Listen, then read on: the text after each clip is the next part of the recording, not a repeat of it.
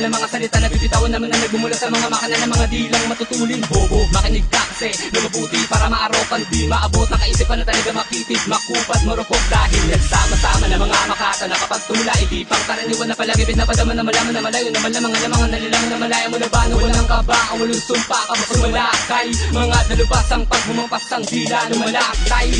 Walang katumbas, pinakamalakas lang ang babakas, di mabubura. Sabihin mo sa'kin kung sa'min ay meron na bang umubra. Wugma sa aking isipan ay kung saan na lang na lumalabas.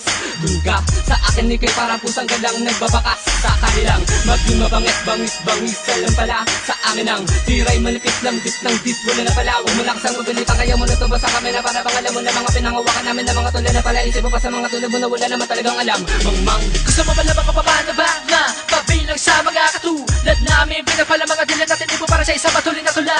Dugo at pawis ang puho na namin para mabuo ang pira-pira sa pangarap namin na pinili sa amin na mailayo ng mga datihan ng kala namin sa amin. Nagtutuloy yung wala ay mga ulupan ng mga nakatago sa dilim. Pailalim ko tumingin, di namin alam na meron pa ng masamang motibo bang kami nasandala. Kaya naman mga nagkasala ay nagambala, back straight to your brain.